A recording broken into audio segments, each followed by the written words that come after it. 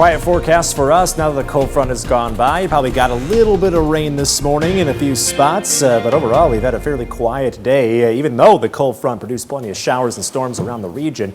High pressure filling in again, so that's lots of sunshine. We've got some cooler air flowing in, so we got a bit of a September preview just around the corner. We're down to the low 70s for highs tomorrow, but then right back up again. The heat wave that visited us last week, it is back by this weekend. May not be quite as intense, but we're talking about several days in a row in the 90s right around the corner. Tonight, though, feeling still like September, low 50s under a clear sky, so a little brisk in the morning, and then the afternoon hours looking pretty comfortable, just not as warm as where we were today. We hit the mid 80s today, mid 70s coming tomorrow, but we do get a lot of sunshine. And as you can see, the weather warms up fairly quick through the morning hours. So we get back to the upper 60s, low 70s by the afternoon. And again, feeling a lot like the middle of September. This is probably the only day that's going to feel like September for a while, because once we actually get into September, it's going to feel more like July thanks to the heat wave moving in. Now, one neat thing coming tomorrow night,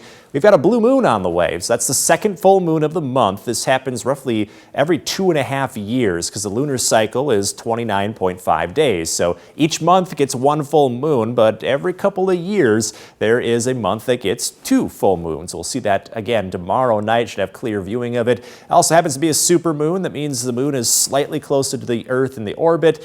You're really not going to notice that much of a difference, but it might appear slightly bigger or brighter, especially if you have a telescope or something like that and we're actually able to measure just how big that moon is. Overall, though, we got a nice full moon for tomorrow night, and then as we roll into September, the heat dome that we saw visit us last week, that rolls back in from the southwest. So those jet stream winds keeping us cool now, they move out, they usher in the heat wave, and as a result, temperatures really spike going into the end of the week. We go from the low 70s to the low 80s by Friday, then the low 90s to mid 90s this weekend. May feel like the upper 90s at the humidity. May not crack the triple digits with the humidity, but we'll have to keep an eye on that. In your most accurate 10-day forecast, the weather stays a bit hot through the middle of next week, and then we slowly cool off. But overall, September looks to be off to a hot start. That summer weather not going anywhere anytime soon.